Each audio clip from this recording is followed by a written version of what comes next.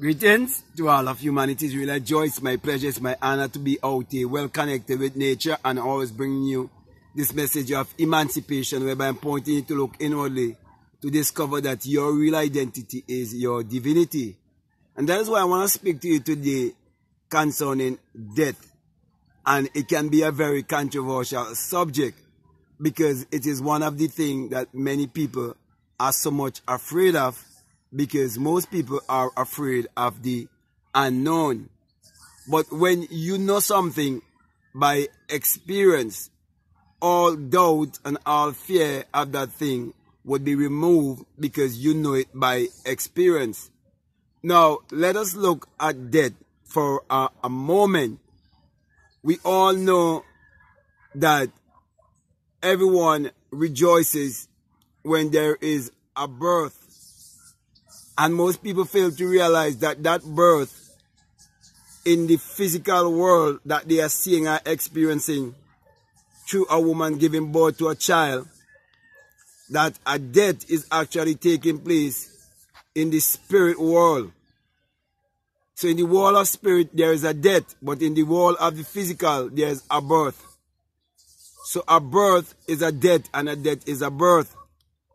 Also, a death in the spiritual, in the physical realm, in this physical world, is a birth in the spiritual world.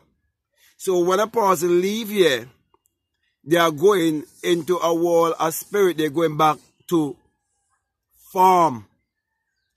They are going back to source, I should say. They're going back to that form that they were originally in before they came here. And if they haven't finished the journey here, they will continue the journey in a world just like this, with the same kind of consciousness that they had over here. Now, that is shown to you in the story of the rich man and Lazarus. And it said that the rich man lifted up his eyes in hell, being tormented. Now, let me explain that for you.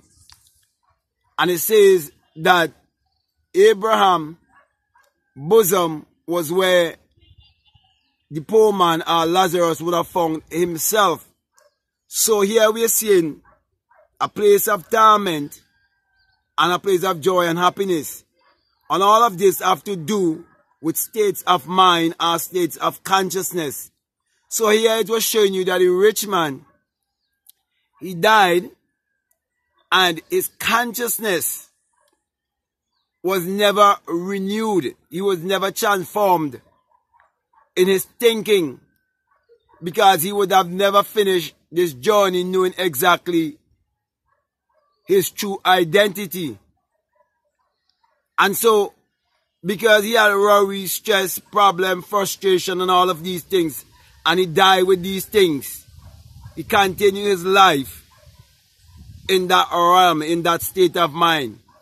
Then it shows you also that the poor man who found himself in Abraham's bosom, they show you here that he was in a state of mind of joy, peace, and happiness and contentment, because he would have found the phenomena of life while he was on this journey. So this is a journey, and in this journey we're here to discover ourselves. We're here to conquer death, hell, and the grave, because our last enemy is death. And we all must come to the understanding that we must face death, because death and life is actually the same thing. It's just the polar opposite of each other. And that you can never die unless you've been born. So we're here to experience and overcome death. So my brother and my sisters, there is no need for you to be fearful of the unknown. You have to realize that energy cannot be created or destroyed. And we are mass of energy. For everything is energy, vibration, and frequency. So there's infinite intelligence that is in us. That intelligence is the real me and you that is having this human experience. And that is why it's very important for you to understand that you are a spirit. and you're just having a human experience. And this human experience is a temporal experience. Okay? And you must transmute to continue this journey.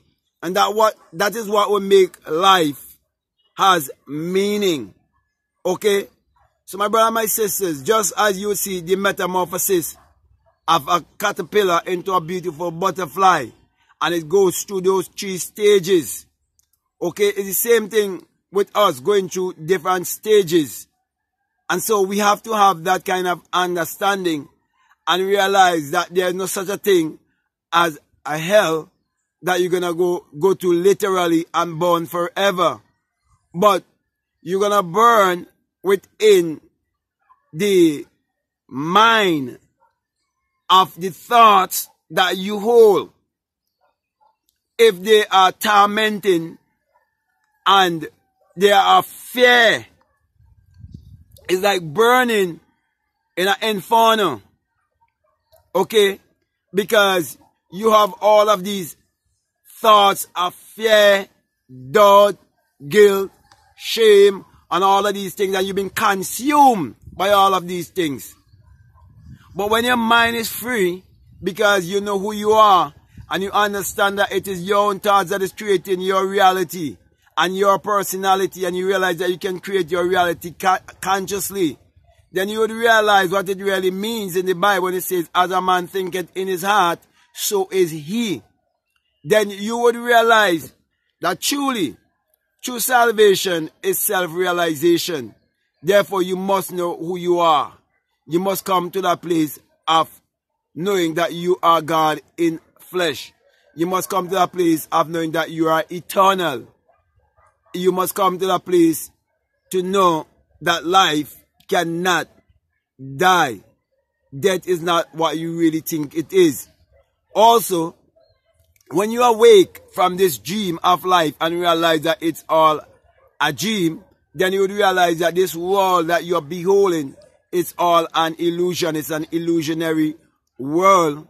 And we all born here in that state called amnesia, which is that state of forgetfulness. And it is the sleep of death. Amnesia is the sleep of death. So it takes death for you to be expressed here. And it takes death also for you to live here. So that is why you must embrace death as part of life. It's like you have light, you have darkness. Okay? It's the polar opposite. So you must understand the law of polarity. So my brother and my sisters, I hope what I'm saying is really helping you to get over your fears, and for you not to worry about death or hell or the grave, but to know that you are eternal, and you must accept and believe in your eternal self. You must believe in your God self. For the name of God is I am, from generation to generation, and that's your memorial. And you can never say I am and not referring to yourself. So my encouragement to you is to embrace your God self, love your God self, and believe in your God self. And that is why you must always use your mind power to achieve your every desire by trusting your imagination, knowing that imagination is God in man, and imagination cannot die, for God is the dreamer in you. So my brother and my sisters, you're just changing of dimension. You're just changing dimension. So with that being said, my brother and my sister, I would also encourage you to live the best version of your life here. So when you cross over, you will continue in that same place of peace, joy, happiness, contentment, and so on. And you just keep expanding and expanding all the time. So with that being said, my brother and my sister, I want to say, if this is the very first time that you're listening to me and what I am saying to you, it really makes sense to you, resonating with you, and you haven't subscribed already, I'm encouraging you to subscribe, to like, to comment, and to share this video. But it wouldn't do me justice if I leave you like this. I must let you know that this message that I bring to you, that it is actually the single eye, yes, the single eye message of self-realization, of which Matthew 6:22 says that if your eye be single, your whole body will be full of light. And my brother and my sister, it wasn't until my whole body was filled with light, when that single eye awakes within me, that I learned to understand what is death. For you will realize that is what it means when it says that you shall change from mortal to immortality in a twinkling of an eye. That twinkling of an eye is the opening of an eye that will take place within you. After you would have felt that great and mighty shaking, and you would have heard the unearthly wind, that great and mighty rushing wind, and you would ascend like a fiery being and burst your crown chakra and become invisible. You become one with the wind. You will become spirit, and there you will discover your true self, your higher self, your God self, your Christ self, which means you have come to your Christ consciousness of knowing who you are. And when you tell your experience to others, you let them know that this great experience is the rising of the S-U-N in a S-O-N. For it is the dawning of a new day in your life. And truly the sun parallels the human imagination, and the human imagination parallels the sun. For without the sun there is no life and there is no light. And without the human imagination there isn't anything made that was made. Therefore, you will experience an awakened imagination. And then you will realize that the Bible is actually the sun book. That is why it's stated in the sun book in Psalms 84:11 that the Lord thy God is a sun, a S-U-N, and a shield, and no good thing will he withhold from you. And truly common sense will teach you that the sun has never withhold any good thing from humanity. For the sun is what powers all of humanity and gives all of humanity its energy. Then again, in the sun book, in Malachi chapter 4 verses 2, you're told that the sun, as in the S-U-N of righteousness, shall arise in you with healing in his wings. That is why, my brother and my sisters, true righteousness can only be found when you discover the light in you, when you discover the sun in you. And that will bring healing to you and to the rest of humanity. That is why my encouragement has always been to use your mind power, which is your solar power, your sun power, your God power, your creative power, which is actually the sexual power. Use that power to achieve your every desire. So with that being said, I want to say peace, love you all. You have no fear of death. I am out.